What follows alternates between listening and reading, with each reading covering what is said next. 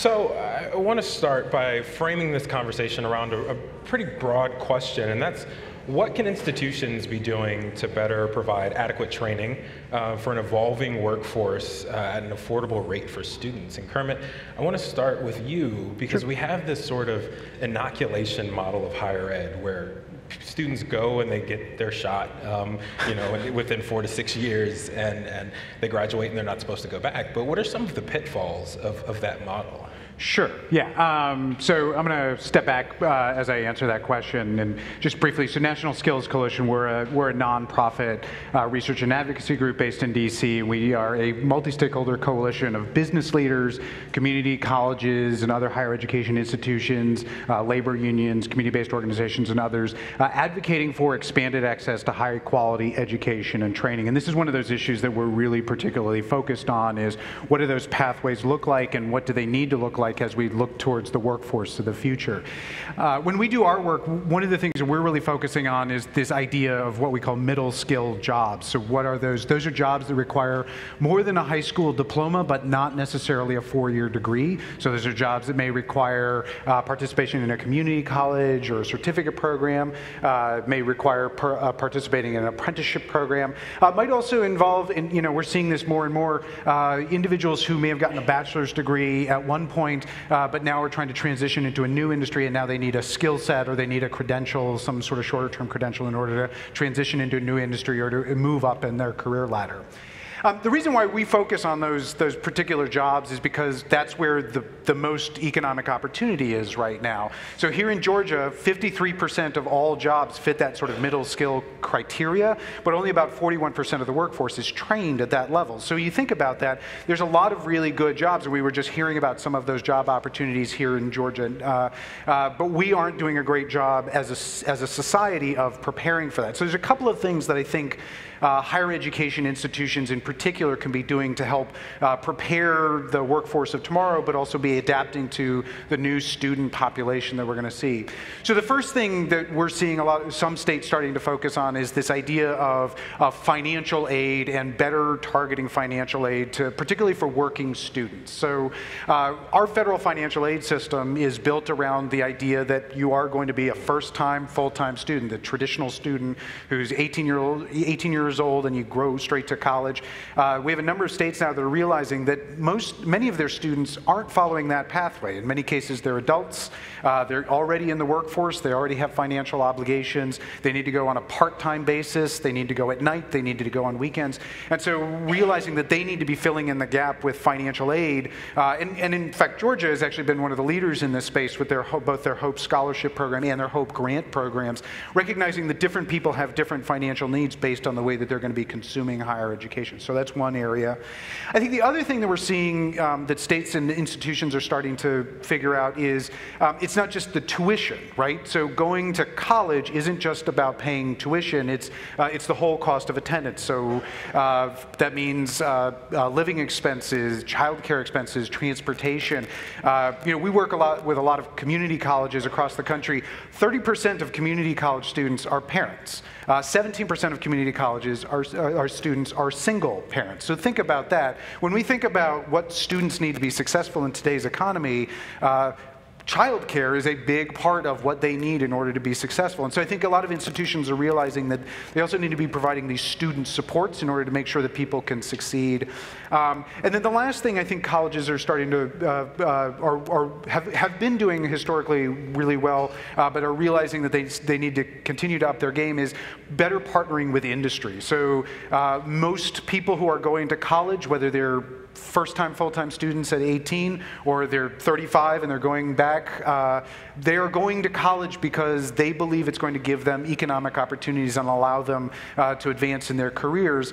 And to a certain extent, we've avoided that. We've tended to devalue that employment and occupation outcome in the traditional higher education space. I think there's this growing recognition that that's what students are looking for. There's a growing recognition that industry needs better cooperation from higher education. So thinking about how do we do a better job of partnering with industry, making sure that we're identifying the different pathways into an industry, how do you make sure that people are able to advance even once they've started working. So those are kind of the things that we're seeing at a state level. And to that point about, the idea of a non-traditional student and serving their needs, Amanda, you, as someone who decided to go back and pursue a degree, can you tell us about some of the things that drove you to do that and some of the motivations behind your decision? Yeah, absolutely. Well, as a mom of 3 daughters, I wanted to start I wanted to finish what I started. It was very important for me to be a good role model to them. So if I'm going to be preaching to them to go to school and that academics matter, I needed to put my best foot forward, but also just to provide more opportunities for my family. We live now in a day and age where one-income families just don't work anymore. We did that. I got to be a stay-at-home mom for 13 years. It was great, but that financial strain was on us. So I knew to be able to get into the door, I needed that bachelor's degree to kind of put me to the top of the resume. So I had a great opportunity to go to a college, Western Governors University, that was for adult education, that allowed me to take classes at home, at night, affordably, and used what I already knew from being in the workforce in and out over 20 years. And so you mentioned the kind of affordability aspect. Absolutely. And I think that is one of the most important decisions. Deciding to go back to college is one of the most important financial decisions, or deciding to go to college generally is an important financial decision. So what were some of the, how much did that weigh into your decision to choose Western Governors as opposed to maybe a community college or somewhere locally that? It was huge, because I was 35 years old. I knew what taking on student debt, how that would affect my family. So to be able to go to a school that I think their tuition every 6 months is about $3,500, to be able to go and get a degree that would provide for my family and not incur huge debt and that could be paid off with a reasonable job, was just fantastic. Plus the flexibility of being online and being able to do it on my own time was huge. Kermit, I'm going to go back to you, because one of the things that we've heard about, and even on the local news this morning, you hear about the skills gap all the time. Sure. And industries are shifting at a faster rate than the trained professionals can keep up with.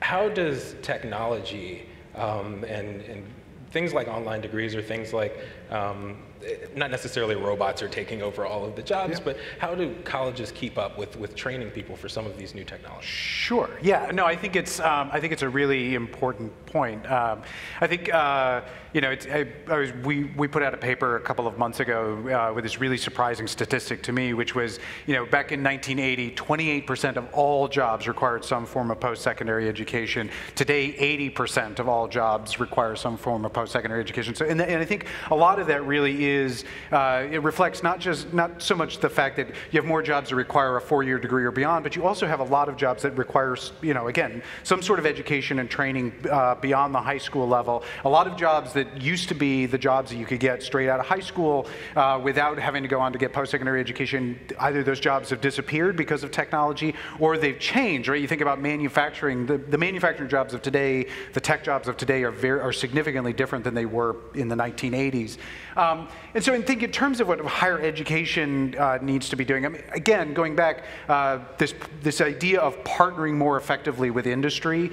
So I know Georgia just recently passed legislation to fund what are known as industry or sector partnerships, and the idea is bringing together multiple employers connected to a local or regional industry and other stakeholders, including higher education providers, to identify what are our skill needs today, what are our skill needs tomorrow, and how do we develop and make sure that we've got the training programs, the education programs in place. How do we make sure that we're building that pipeline, and recognizing that that's not necessarily just going to be with Georgia Tech, but it might be with your technical colleges, it might be with community-based organizations and other stakeholders. So I think that's one key issue is being adaptable and really engaging industry in a conversation. I think the other thing is, I think colleges, certainly community and technical colleges, are doing a great job of this. I think the 4-year sector has been a little bit slower to adapt to this, is just recognizing that the story of, going back to school, but having to fit that being a student in with other parts of life, right? Being a parent, being a full-time employee, being a member of a community, that you're increasingly going to see more and more students who fit that definition. And so school is going to have to change. And it's also going to have to recognize that the four-year degree that you got 20 years ago may not be of any relevance in today's economy. So I was just in Northern Virginia a couple of months ago, and Amazon is running programs where they have folks who already have bachelor's degrees but need special coding certifications in order to get jobs in their factory. That I think is increasingly going to be the norm, where folks who had a four-year liberal arts degree or a four-year degree in general are going to need additional education, lifelong learning, in order to be able to compete in today's economy. And so schools have to be ready to deal with that. Yeah, and Amanda, I want to ask you one more question before we throw it to the audience. So audience, start thinking of your questions. But I guess I want to ask, if you had a pitch, let's say, for a student who is thinking about going back to school to close that gap in a skill that they don't think that they have, what would be your pitch for those students? Surround yourself, really do your research, figure out what works best for you and your family, especially as an adult. Don't be limited by what other people are telling you. And then once you make your choice, like for me, when I made that choice to WGU, I surrounded myself with encouragers and people that were going to help bring me through those hard times. But, really weigh the cost too. Is this degree going to get you what you think it is? Are you really going to be profitable? And we, like you said, Kermit, we are going back now. We're in that technology time where there is more online learning. Well, so big companies are now doing that as well. Mm-hmm. That's how they're reaching their employees, is online learning, and we don't have the handbooks handed out to us anymore. It's all technology driven. So there's just a lot of aspects to it, but do your homework, do your research, make sure that's something you're comfortable with, and then dive in, persevere, and surround yourself with great people. So audience, we have some staffers here with microphones if there are any questions. One right here. Sure. Charles Walker, Urban League of Greater Atlanta. I'm going to throw you a curveball here. I know we're talking about innovation and alternatives, but I want to get your perspective on technology when it comes from an aspect of how do we as employees, as employers, I look around and there are a lot of probably boomers, Gen Xers here. There are not a lot of millennials here. There are some here. And so I'm in an awkward space. My hair is graying, and I can remember a time when we used typewriters. And so now when we talk about the workplace and technology and how fast things are moving, kids come into the house now and they're on the phones and they're FaceTiming and they're not speaking and not saying hello, and I'm trying to figure out what's the custom. How do we, is that okay? Is it not okay?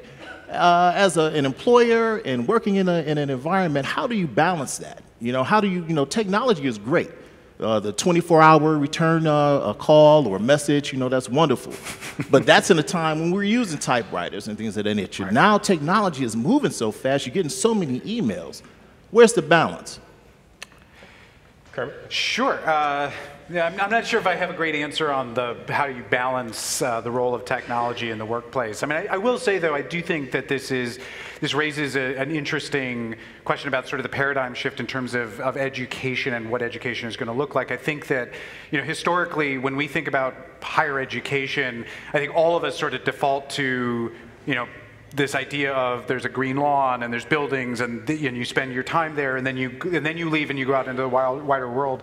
And there's a lot. I think there's I spend a lot of my time in D.C. There's still a lot of sort of suspicion of this idea of online learning and this idea that people are learning skills and using technology as part of their day-to-day routine. I mean, it's a big deal that schools are now, handing out laptops, right? And so you're slowly catching up. I think that this is something that the higher education system in general has to start to be more comfortable with. Is that, you're absolutely right.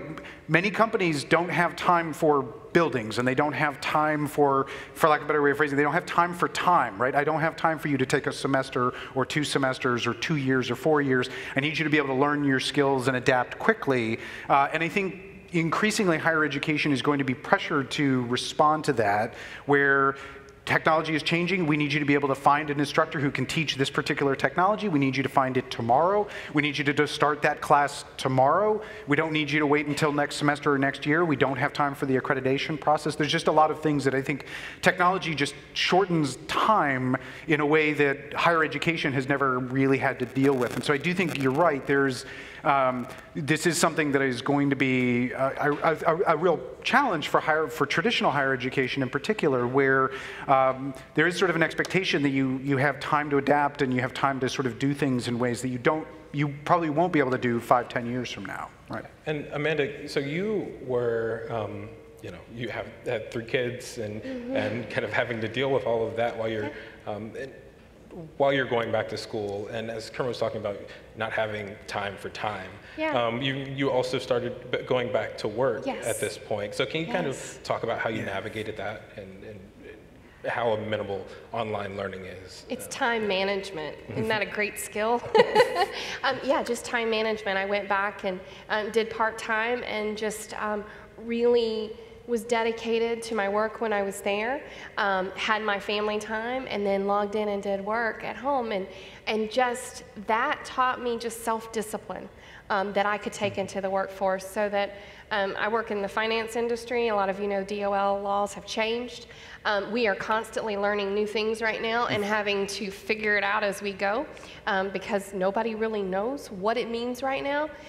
So those skills of being able to be a self-learner and to look at different platforms and different resources have helped me so much. And I would say to the gentleman, our kids, my kids are in Gwinnett County here in Georgia, they're doing e-class. When it snowed, they're online doing school, so they don't miss, they're not coming into summer. So our businesses are going to have to embrace technology more and not be afraid of it and just kind of move into it. It doesn't have to be a bad thing. I'm a mom. Social media drives me crazy sometimes with a teenager, but it's where we're going, and so the quicker we kind of embrace it and work through it, I think it's going to be better for all generations. Time for one more. Hi, I'm Elise Hammett with the Community Foundation for Greater Atlanta. I learned growing up that Einstein said, that logic can take you from A to Z, but imagination can take you anywhere. And so I ask, in this era of online learning, there really is a lack of collaboration, a lack of opportunity for imagination to swell and bubble up. So how are we dealing with that, and what are your approaches and thoughts? Sure. Quickly. I think, a big part of the, and I spend a lot of my time, as I say, in Washington. I think the key challenge is sort of getting folks who are thinking about higher education in what is still a very 1970s, 1980s approach to higher education, just getting them to see what's possible in terms of delivery of higher education and delivery of learning right now. There's not a lot of, to be frank, I think Washington is always at least 10 or 20 years behind technology and trends in the industry and trends in the general world. And so I think one key thing is helping policymakers understand what the possibilities are for online learning. What are the challenges that are being addressed by online learning, and figuring out how to fit that into the paradigm that folks are familiar with, right? I mean, we're always going to have a traditional higher education system. I don't think anybody's suggesting that we should get rid of traditional higher education, but I do think there's a tendency to treat this all as kind of frivolous, and we don't know if it's any good, and we don't know if it works. And I think the reality is at this point, we know that online education does work. It works for a lot of things. It doesn't work for everything, but it is on us as stakeholders in this conversation to help policymakers and others understand here's the value that these programs are bringing, and here's what we can be doing if we invest in making these opportunities available. Kermit, Amanda, this has been a great conversation. Thank you. Thanks for joining us. Thank you.